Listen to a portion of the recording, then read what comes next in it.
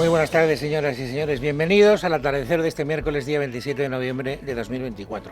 Antes de que nos sumerjamos en el proceloso mar de las declaraciones, porque hoy hay un montón de declaraciones que quiero compartir con ustedes, déjenme que les cuente que desde mi modesto punto de vista hay dos noticias. Hay muchísimas declaraciones, porque se ha hablado en muchos foros distintos, tampoco de muchos temas distintos, pero noticias, lo que se dice noticias, yo creo que hay dos. La primera, que ha dimitido Lobato. Ayer por la mañana, Lobato, ya saben ustedes que era, hay que hablar ya en pretérito, el jefe de los socialistas madrileños.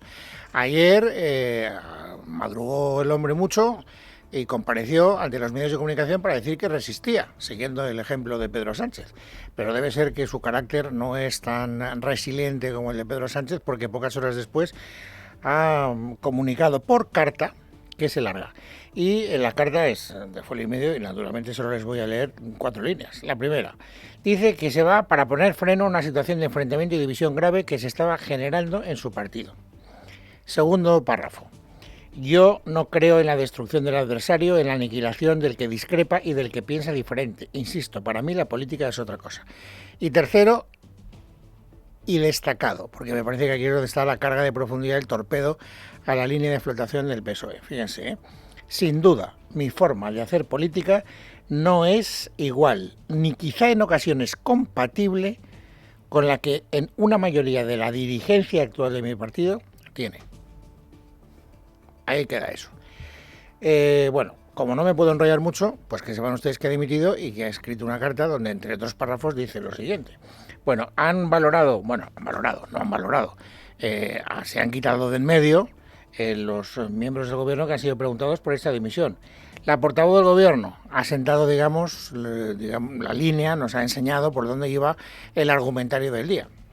La acabamos de conocer, está ahora mismo en el Congreso, no tengo nada que... Es una decisión personal y por tanto mostrar mi respeto por la decisión del señor. Exactamente lo mismo que ha dicho María Jesús Montero. Respeto lo que haya hecho el señor Lobato. Disculparme. Esta es la primera noticia. La segunda, no digo que sea una más importante que otra, estoy hablando cronológicamente. Primero hemos conocido la noticia de la dimisión de Lobato y después, hace muy poco tiempo, hemos conocido que la magistrada Beatriz Viedma ha acordado citar a declarar como imputado a David Sánchez, hermano del presidente del gobierno, el próximo día 9 de enero.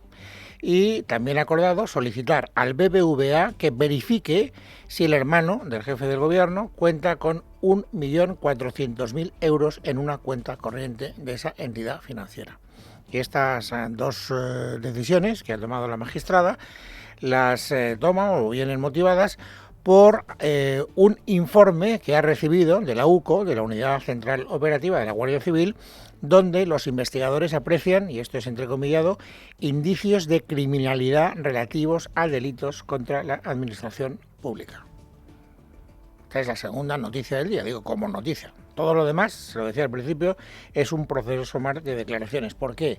¿Por qué tantas declaraciones? Pues fíjense, porque hoy se ha hablado de la DANA en el Congreso de los Diputados. Había una comparecencia del presidente del Gobierno para explicar lo de la DANA. Pero no ha habido, ya se lo anticipo, nada nuevo bajo el sol. Sánchez no ha asumido ni un solo error, ha culpado a todo, mejor dicho, a Mazón y a Feijóo, y en el turno de réplica el Partido Popular, es decir, la oposición, ha hecho lo contrario, es decir, ha culpado de todo al gobierno del señor Sánchez. Y después de esa comparecencia parlamentaria del señor Sánchez ha habido sesión de control. Y entonces ha salido al Dama a relucir, porque lo ha sacado el Partido Popular. ¿Cuál ha sido la réplica? Ya se lo anticipo, luego lo escucharemos, del señor Sánchez. Pero como usted, señor Feijóo, que se fotografía, hace 29 años que lo hizo, con un narcotraficante, es capaz de darme lecciones de honradez, originalidad, como ven ustedes, a raudales. Y luego también hay que hacer hueco a esta enorme cantidad de sonidos que hemos tenido hoy, porque Víctor de Llama ha estado en la COPE. También les digo que no ha dicho nada, que no hubiera dicho, casi nada, que no hubiera dicho en su comparecencia voluntaria ante el juez de la Audiencia Nacional, Ismael Moreno. Sin embargo, fíjense, sí que ha dicho dos cosas que a mí me parecen, tampoco es para tirar cohetes, pero me parecen interesantes como poco. En primer lugar, confirma lo que algunos medios de comunicación venían contando en las últimas horas, y es que él está colaborando con la Fiscalía y que está aportando pruebas. Se están aportando pruebas a la Fiscalía, hay pruebas creo que más que suficientes, por menos de esto. Recuerdo que al señor Rajoy se le hizo una moción de censura por 200 y pico mil euros, que además ni le afectaba a él, era por temas de los ayuntamientos, y se le echó del gobierno. Bueno, él dice que está aportando pruebas. Insisto, hay algunos periódicos que ya estaban contando que efectivamente está aportando pruebas. Otra cosa es que las pruebas sean lo suficientemente convincentes como para que eso pueda llevar a algo. Y luego ha habido otro momento de la conversación que ha tenido el señor Aldama con Carlos Herrera en la cadena COPE que a mí me ha interesado mucho. Saben ustedes que uno de los grandes misterios que hay todavía en la vida política es ¿por qué Sánchez cesó a Ábalos? Entonces se lo han preguntado directamente al Aldama. Usted que se lleva muy bien con Ábalos, ¿usted sabe por qué Sánchez se lo cargó del gobierno? Respuesta del señor Aldama.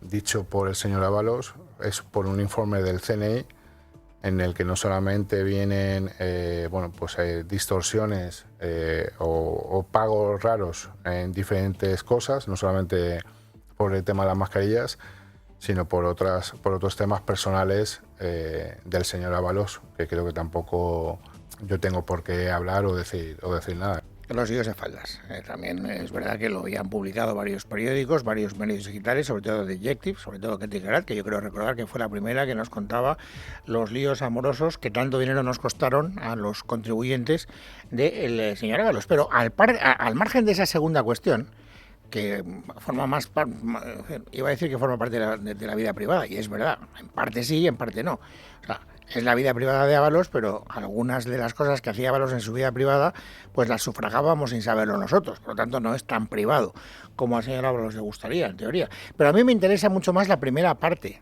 de lo que dice el señor Aldama, y es que en ese supuesto informe del CNI se habla ya de corrupción económica. Porque él habla de las dos cuestiones.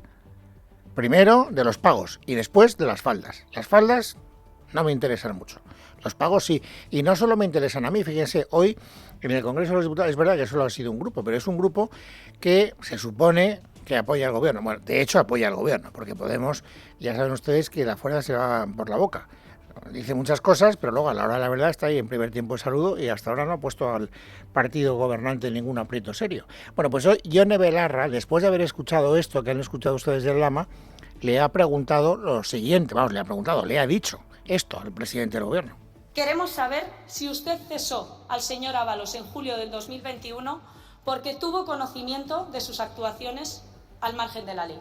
Porque el señor Aldama dice que hay un informe del CNI que así lo atestigua, por lo tanto me parece que es bastante pertinente esa petición de Belarra. Bueno, y volviendo a las declaraciones de Aldama, dos apuntes más, no me quiero extender mucho, ya les he dicho que no hay grandes novedades bajo el sol.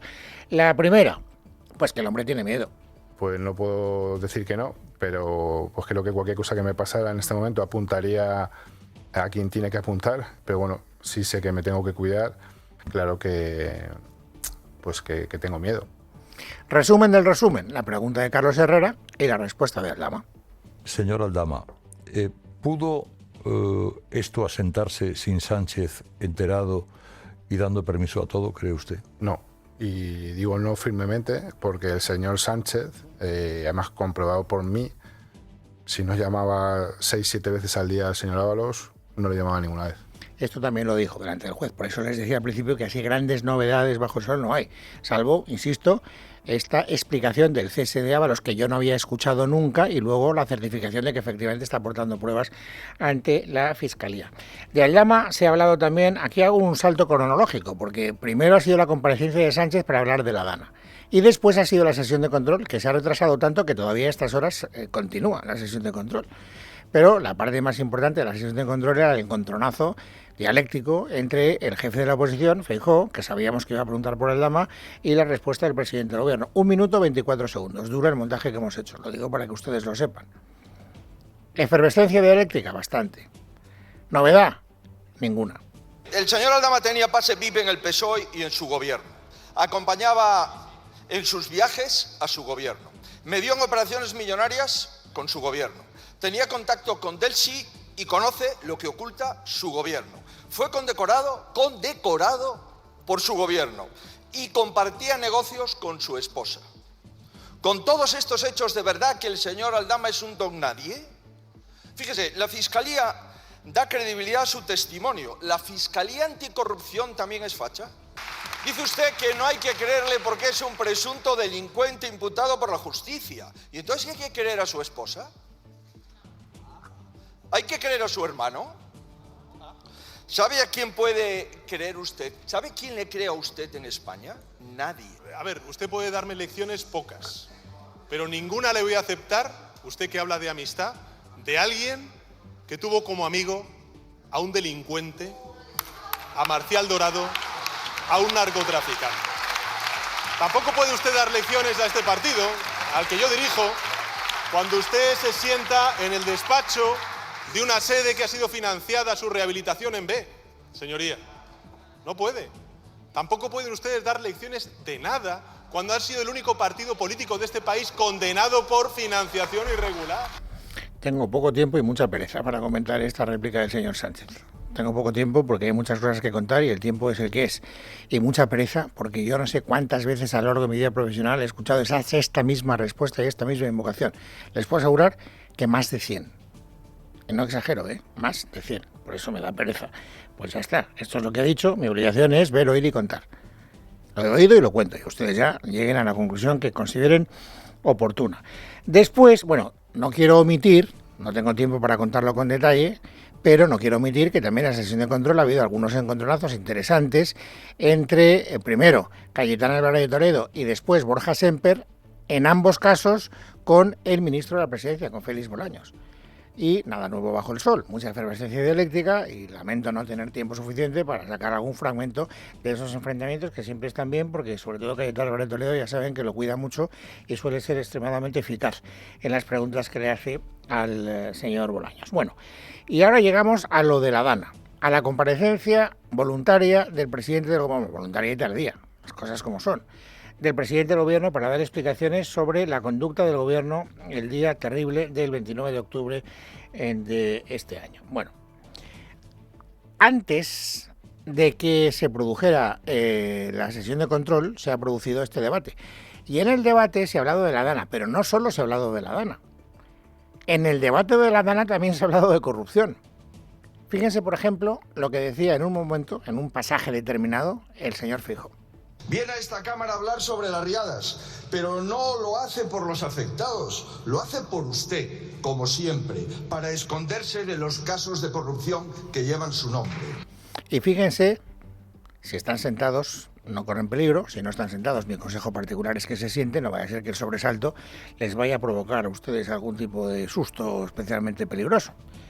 Fíjense, quedan advertidos, el rostro pálido del presidente del gobierno en un momento de su intervención.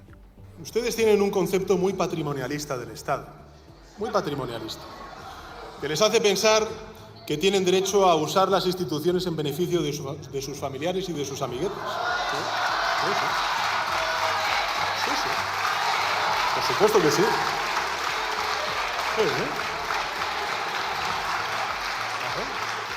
Pregúntele al señor Feijóo los contratos que daba a su hermana y a sus familiares en la Xunta de Galicia.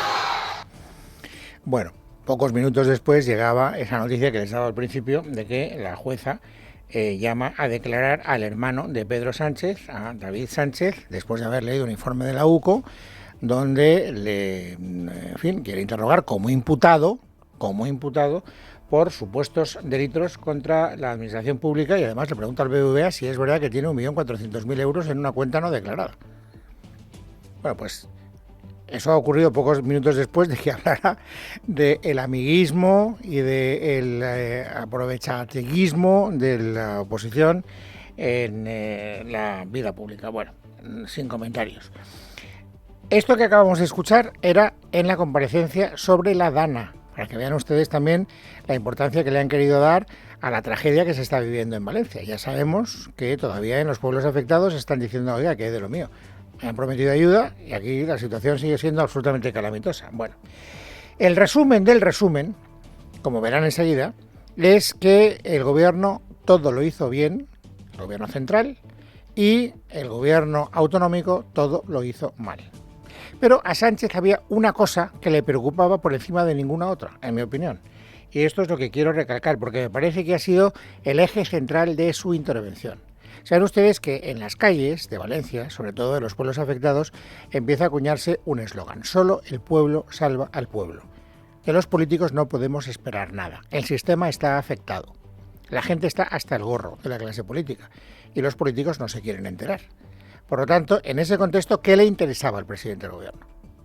¿Qué idea le interesa transmitir al presidente del gobierno? Que el Estado no ha fallado, que el sistema no ha fallado, ha sido otra cosa, mejor dicho, otras cosas lo que han fallado. Yo no creo que el Estado autonómico haya fallado, ni que el sistema haya fallado. Creo que han fallado algunas de sus piezas, y sobre todo algunas personas. ¿Qué personas? Algunas personas, alguna le caerá cerca, ¿no, señor Sánchez? Algunas personas han fallado. ¿Hay alguna del gobierno central? No, señor. A la hora de detallar las personas que han fallado, ¿a quién señala el presidente del gobierno? En primer lugar, a Mazón. ¿Por qué no exige la dimisión del señor Mazón? ¿Por qué no recoge el guante, en este caso de la líder del Partido Socialista del País Valenciano, precisamente para quitar a la persona que es la principal responsable de esta catástrofe? Y después de identificar a la principal responsable de esta catástrofe, ¿a quién más señala? A Feijóo. Usted lo que ha hecho ha sido mentir para cubrir las vergüenzas del Partido Popular Valenciano y erosionar la confianza de los ciudadanos en sus instituciones. Entonces, ¿el gobierno central todo lo hizo bien? Pues sí, señor. El gobierno central todo lo hizo bien. Por supuesto que el gobierno de España se preparó desde el primer momento. Claro que nos fuimos adelantando a las peticiones de la Generalitat Valenciana para estar listos en caso de que llegasen esas solicitudes. ¿Ven por qué les decía al principio que autocrítica ninguna? Toda la culpa la tiene, en este caso, la oposición, que en la Comunidad Valenciana no es la oposición sino el gobierno, pero el gobierno autonómico. El PP, que es la oposición, mirado desde el prisma con el que ve las cosas el señor Sánchez. Cero autocrítica, que es lo primero que ha querido decir el señor Feijóo cuando ha tenido su turno de réplica. Deberíamos hablar aquí de cómo evitar que algo así pueda volver a suceder. Pero cero autocrítica, solo culpa a los demás. ¡Qué falta de humanidad y qué falta de humildad, señor Sánchez! Hasta en esto. Hombre, se le podría recordar al señor Feijóo que tampoco Mazón ha sido muy autocrítico. Él dice que reconoce errores, pero yo siempre pregunto, bueno, ¿cuál es el listado de errores que ha reconocido? Sí, la frase de yo reconozco errores, pero ¿cuáles ha reconocido? Y al final son dos tonterías, ¿eh? Tampoco crean ustedes que ha habido una autocrítica muy profunda desde mi punto de vista. Pero hoy Feijóo ha querido imprimirle a su intervención un tono un poco distinto. Y por lo menos ha hecho algo que hasta ahora el gobierno central, desde luego Sánchez, y ninguno de sus ministros ha hecho. Hasta donde a mí se me alcanza, que es pedir perdón. Vaya también por delante nuestra petición de perdón a quienes creen que la política no ha estado a la altura, ni de las circunstancias, ni de la gente. No lo ha estado. No lo ha estado, dice el señor Feijóo, que también ha tenido interés por dejar claro ante la opinión pública en esta intervención parlamentaria que si él hubiera sido el presidente del gobierno el día 29 de octubre, las cosas no hubieran sucedido como sucedieron. ¿Por qué? Porque él hubiera hecho cosas que Sánchez no hizo. Por ejemplo, ¿qué cosas? Estas. Lo dije a todos los españoles y lo digo hoy aquí. Hubiese declarado la emergencia nacional, no hubiese escatimado medios, no habría esperado a que me pidiesen ayuda, no habría dejado solo a los reyes de España y no me habría ocurrido decirles a los valencianos, yo estoy bien. Pero de verdad que usted se cree que a algún valenciano le interesa cómo está usted. Bueno, en esa lista de reproches que él no hubiera cometido, dice el señor Feijóo, han visto que en primer lugar ha citado el no haber declarado el estado de emergencia. Esta es una idea en la que él ha insistido mucho. Y además ha insinuado, mirando al ministro del Interior, al señor Marlaska, ha insinuado que esto tendrá consecuencias, quién sabe si penales. Señor Marlaska, la omisión del deber de socorro es un delito, ¿verdad? Y la prevaricación por omisión es otro delito, ¿verdad? ¿Usted por qué no declaró la emergencia nacional? ¿Porque no quiso o porque no le dejaron? Bueno, El señor Marlaska no ha contestado, naturalmente, ni en los pasillos, ni era una sesión de control, ni en una pregunta dirigida a él. O sea que tampoco era, digamos, el formato adecuado para que esa pregunta obtuviera después una respuesta.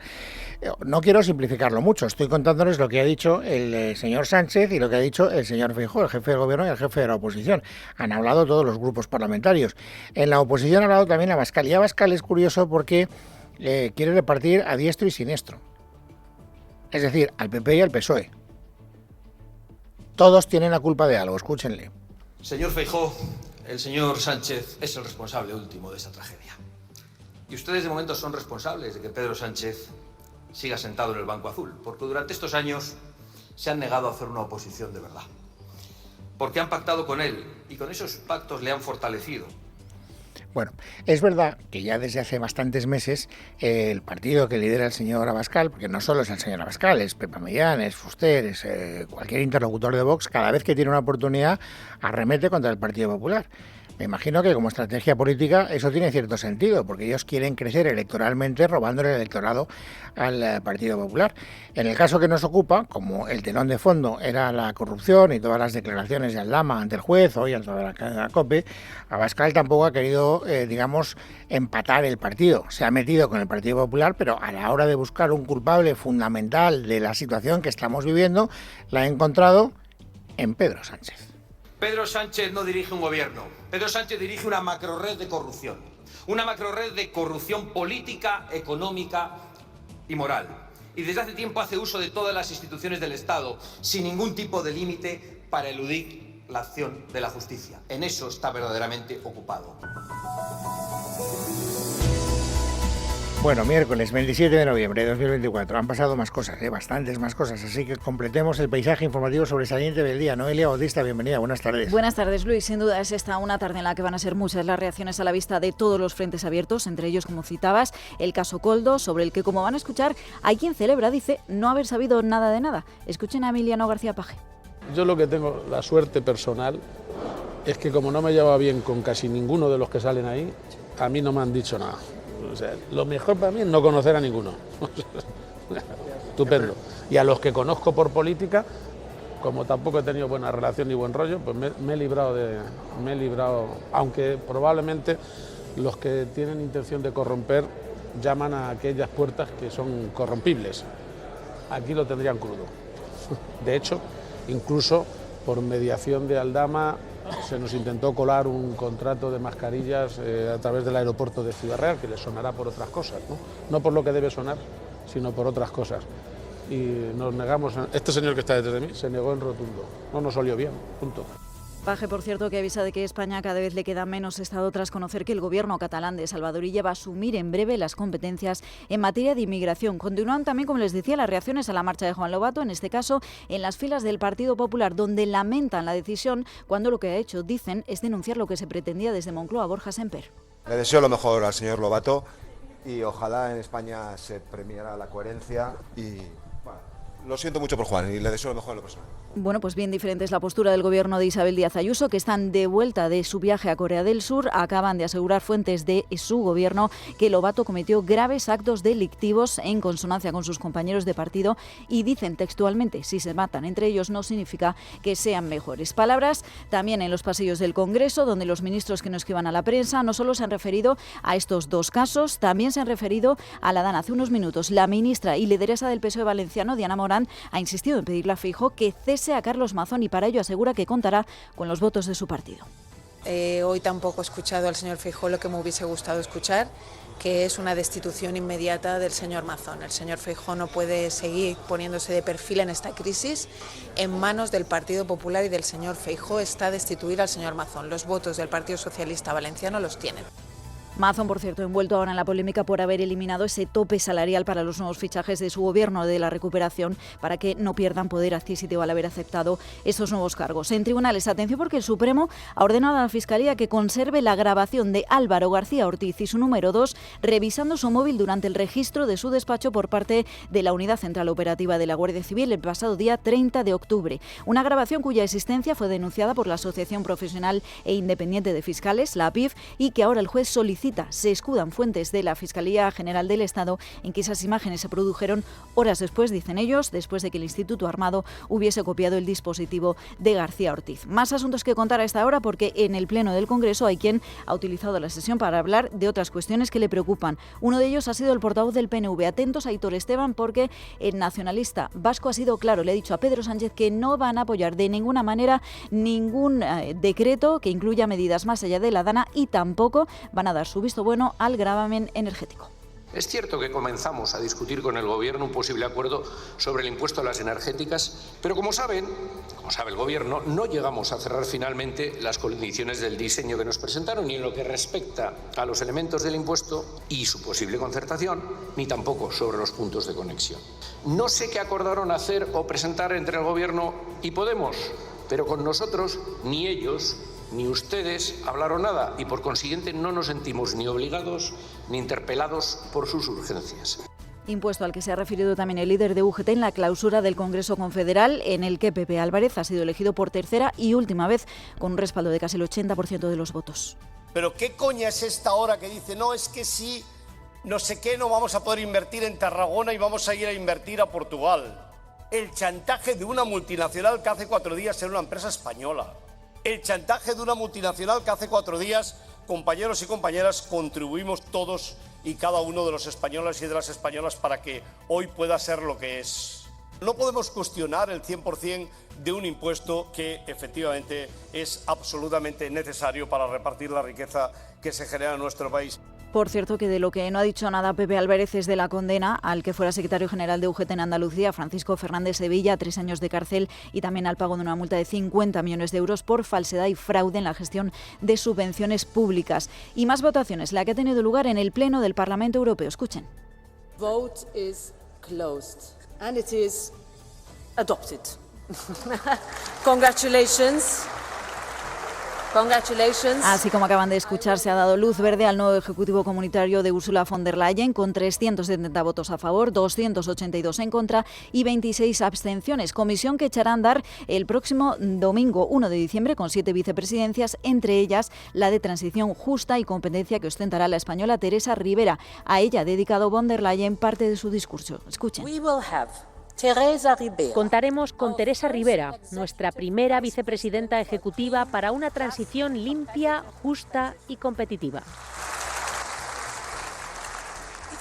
Está bien preparada para garantizar que tengamos políticas modernas y competitivas para apoyar nuestras ambiciones. Es una verdadera y devota europea y juntas trabajaremos siempre por el interés de los europeos. Por cierto, que la nueva comisión sale adelante con el voto en contra del Partido Popular Español. Ya lo avisó, a pesar de ese acuerdo con el PP europeo, los socialistas y los demócratas manifestó de antemano que no votarían a favor de Teresa Rivera porque insisten en que es una mala candidata. Y no es el único titular que nos deja la información del exterior. Van a escuchar a José Manuel Álvarez calificando ese alto el fuego en Líbano. Bueno, desde luego es un momento de esperanza y es una buena noticia. Es algo que España lleva pidiendo desde el primer momento en que empezó y se extendió la guerra al Líbano. La siguiente buena noticia debería de ser que hay un alto el fuego en Gaza y que por fin regresa la paz a Oriente Medio. Un alto el fuego, Luis, que va a durar en principio 60 días y que ha sido negociado con la intervención de Estados Unidos. Bueno, yo he cumplido y tú también, ¿eh? Son las 4:30 y ya has clavado casi los titulares. Gracias, Olga Bautista. A vosotros.